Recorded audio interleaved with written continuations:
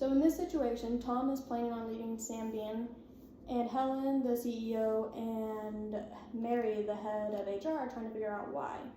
There are many different rumors in why he is leaving, but nothing has been confirmed. A month later, there's talk of another employee, Adrian, who's thinking about leaving. And on an act of desperation, Helen promotes her to a higher position, which could cause issues in the future. I think one of the reasons that people are leaving is because they are lacking motivation and they are not having anything that's challenging to them anymore. For Tom, it was kind of set in stone that he was leaving, like there was nothing that could bring him back. For Adrian, they were able to motivate her to stay with a promotion. This was mainly a financial incentive for her. In this situation, a financial incentive worked for Adrian, but it didn't work for Tom. I don't really agree with how Helen handled the situation.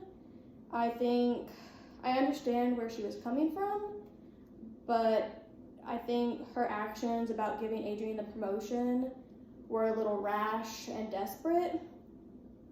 And it can show the other employees that if, they're thinking about leaving, they can just say that and they'll get a promotion or a raise, and that's the way that they will stay. I think Mary's actions were wrong when it came to Tom. I think she didn't ask very constructive and in-depth questions of why he was leaving. And I think she went wrong when she didn't use a third party to give the interview. He wasn't able to be more honest with her because it was kind of, like a friend. But I do think she made a good decision when she decided to move up the employee survey so that they could figure out what was going wrong earlier than later on in the year, so they wouldn't be losing as many employees. I think Anna Pringle offers the best advice for the situation. She offers great suggestions on how to minimize people leaving. One of them is how she's kind of indirectly saying that Helen's kind of like a competent jerk, where she knows what she's doing when it comes to architect, but she doesn't really know how to manage the people, and that's where she caused some issues. And how Mary is more of the lovable fool role, whereas she's wanting to be more of the friend than she really knows more about the job. Not saying she doesn't know her job, but she wants to, with exit interviews, she didn't want to push any buttons. She wanted to stay calm, whereas it didn't really give her any aspects. Then Anna Pringle also has parts of teamwork in there. She wants the team to feel heard. So some of the things she suggested was a listening tour, and then an open door policy where employees can talk to someone above their superiors without fear of repercussions.